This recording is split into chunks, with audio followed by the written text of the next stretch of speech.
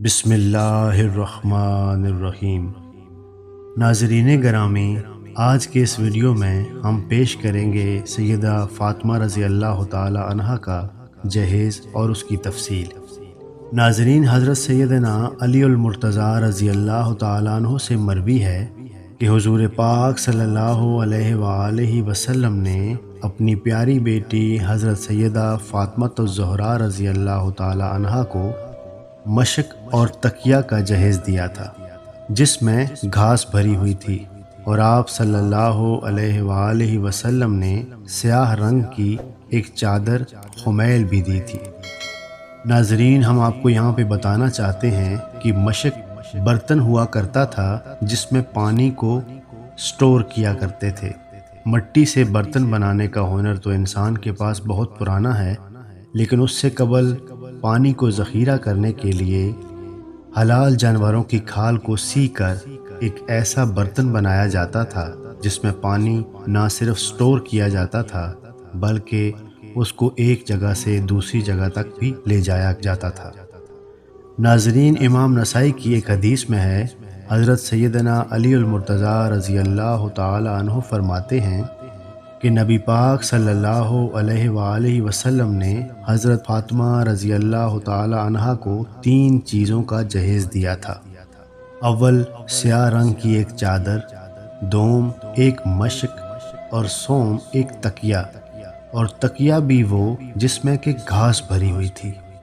ناظرین، حضرت عبداللہ بن عمر رضی اللہ تعالی عنہ فرماتے ہیں، جب نبی پاک صلی اللہ علیہ وآلہ وسلم نے سیدہ فاطمہ الزہرا رضی اللہ تعالی عنہا کو رخصت کیا تو ان کو ایک خمیل کی چادر عطا کی۔ آپ رضی اللہ تعالی عنہ سے دریافت کیا گیا کہ خمیل کیا ہے، تو فرمایا ایک چادر، اس کے علاوہ ایک چمڑے کا تکیہ جس کے اندر کھجور کی چھال بھری ہوئی تھی، اور ایک مشق جس میں پانی بھرا جاتا ہے۔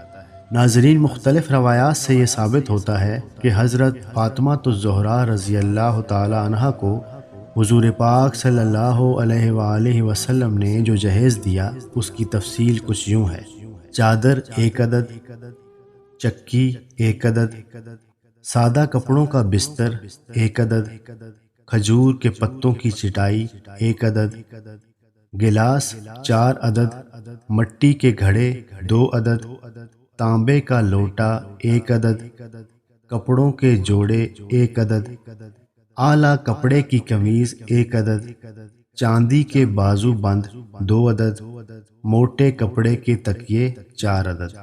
ناظرین، آپ اندازہ کر سکتے ہیں کہ حضور پاک صلی اللہ علیہ وآلہ وسلم، جو کہ 2 جہانوں کے سردار ہیں، اپنی بیٹی کو جہیز میں کیا کچھ دے رہے ہیں۔ ہماری دعا ہے کہ ہمارے تمام بھائی اور بہنیں اپنی شادی کو جتنا سادہ بنا سکتے ہیں بنائیں، تاکہ اس سنت نبوی کو آسان ترین بنایا جا سکے۔ امید ہے آپ کو ہماری ویڈیو پسند آئی ہوگی۔ اگر ویڈیو پسند آئی ہو تو ہمارے چینل کو سبسکرائب کریں اور ہمارے ویڈیو کو اپنے دوست احباب کے ساتھ شیئر کریں۔ جزاک اللہ۔